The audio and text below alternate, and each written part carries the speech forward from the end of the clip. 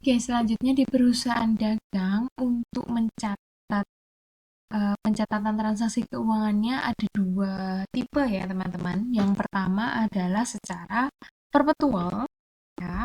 Yang kedua adalah secara periodik. Apa bedanya? Untuk perpetual system, ketika kita membeli barang, itu barang yang kita beli itu meningkatkan akun persediaan barang dagang namanya. Ketika kita punya biaya pengiriman, retur pembelian, tunjangan, dan pembelian diskon, itu juga kita masukkan dalam persediaan barang dagang. Jadi hati-hati untuk perpetual system, kita akui persediaan barang dagang. Oke, sebelum saya lupa, apa itu retur pembelian? Jadi pengembalian atas barang yang kita beli. Ya, itu retur pembelian.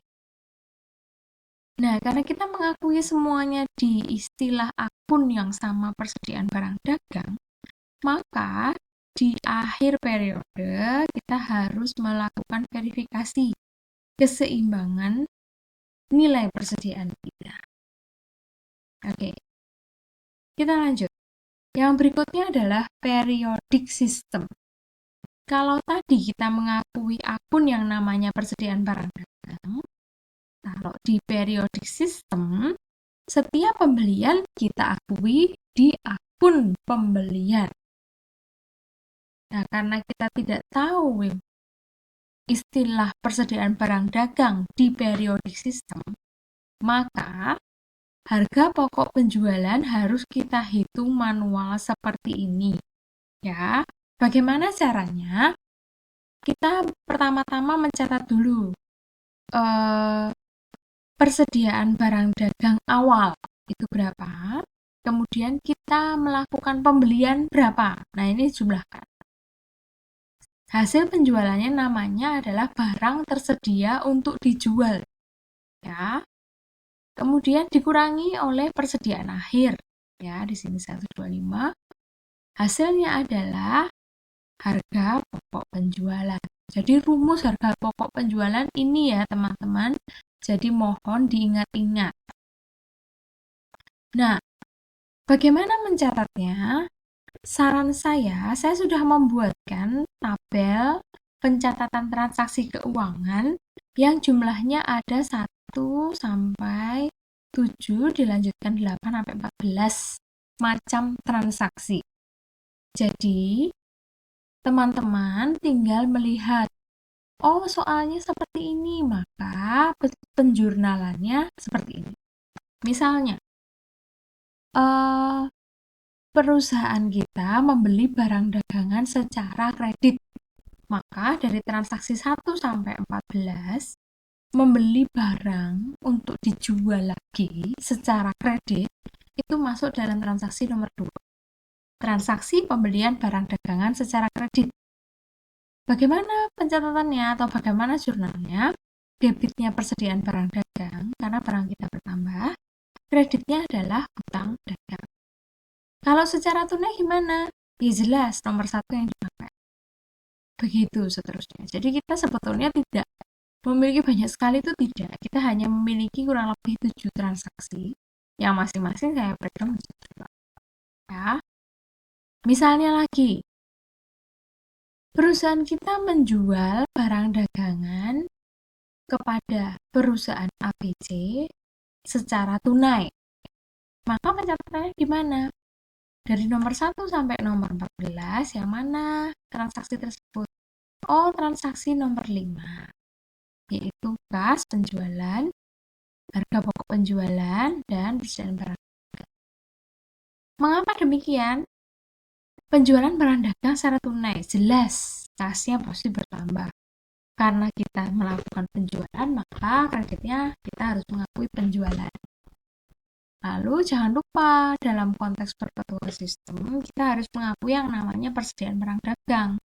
Karena ada yang dijual, otomatis persediaan kita harus kita kurangi. Yang tadinya kalau beli di debit, maka sekarang kalau kita kurangi maka dia akan masuk di kredit. Debitnya adalah harga pokok penjualan. Gitu ya teman-teman. Jadi lihat dulu transaksinya seperti apa, lalu kalian baca di bagian transaksi ini.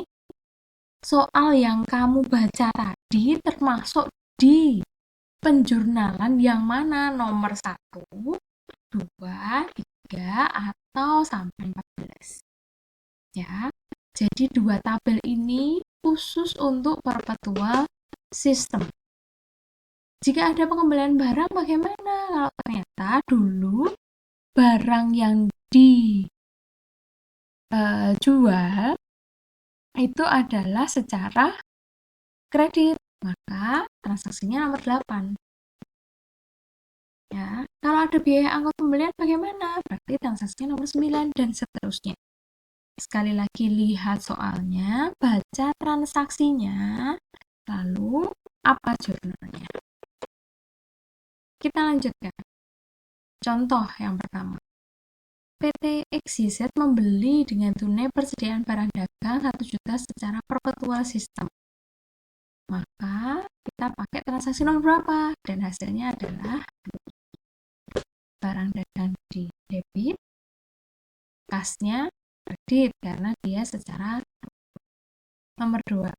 PT XYZ menjual barang 500.000 secara kredit. Terminnya 2/10 N/30. Dengan kos untuk barang tersebut adalah 200.000. Kos atau harga kulaannya, harga beli pertamanya atau harga HPP-nya adalah 200. Maka kalau kita lihat dari tabel ini, dia masuk di transaksi nomor berapa? Ya, transaksi nomor, karena dia secara kredit berarti transaksi nomor 6, yaitu ya, nih, sama ya. Jadi soalnya apa? Kita cek lagi tadi di bagian tabel. Transaksinya masuk nomor berapa? Kemudian tuliskan semua jurnalnya. Kalau kalian tidak bisa bagaimana melogikanya, pahami soalnya, masukkan ke transaksinya, pindahkan nama akunnya, pindahkan angka di atasnya. Ya. Jadi silahkan dihafalkan. Lanjut. Dari transaksi sebelumnya dikembalikan beberapa barang dari konsumen 300.000. Harga pokok penjualan untuk 300.000 ini adalah 100. Sisanya dibayar 4 hari kemudian. Maka hasilnya adalah ini. Retur penjualan piutang 300.000, jadi dikembalikan 300.000. HPP-nya tadi yang pertamanya adalah 200.000, kurangi 100. Nah, dibayar 4 hari kemudian, maka masih dapat potongan karena tadi terminnya adalah 10 hari. Ya, potongannya berapa? 10% dari 200.000.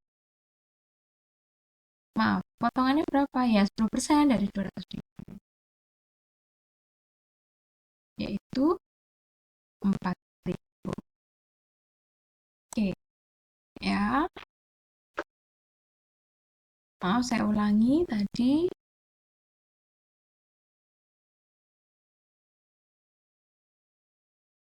Oke, ya. Sisa pembelian konsumen tersebut dibayar 4 hari kemudian. Tadi diskonnya adalah 2%, karena dia dibayar kurang dari 10 hari, maka dia masih berhak mendapatkan diskon. 2% dikali 200. Kita lanjutkan. XYZ membayar biaya pengiriman 100.000 atas barang yang mereka beli. Kalau destination, maka kita perlu catat atau tidak?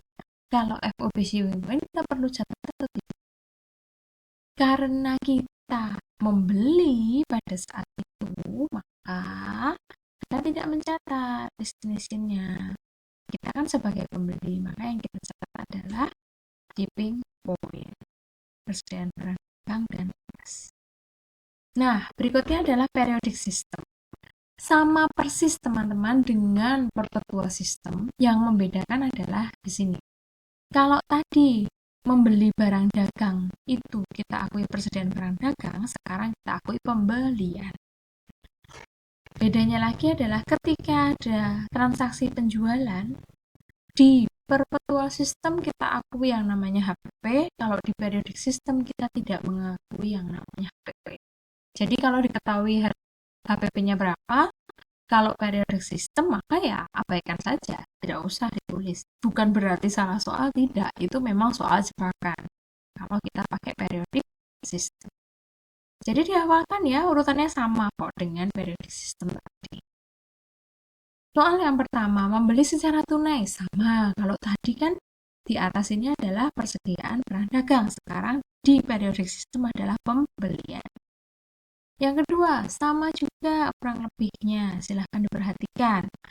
Tadi sudah saya ingatkan ya, kalau periodic system tetap diketahui HPP-nya berapa, maka ini tetap tidak tulis. Sampaikan saja. Yang kalian tulis hanya yang 500.000. Periodic system sama persis dengan yang tadi. Nah, kita tidak mengakui yang namanya HPP. Periodic system untuk biaya pengiriman sama. Dalam konteks ini kita adalah pembeli, maka kita mulai mencatat ketika mendapatkan transaksi FOB shipping point. Oke teman-teman, sampai di sini dulu penjelasan yang saya berikan ke teman-teman. Nah, berikut ini adalah tugas hanya 5 transaksi saja untuk perpetual system dan periodic system. Silahkan dikerjakan ya, ada 2 ya, soalnya perpetual system, periodic system, hanya 5 transaksi saja. Terima kasih, sampai ketemu lagi teman-teman.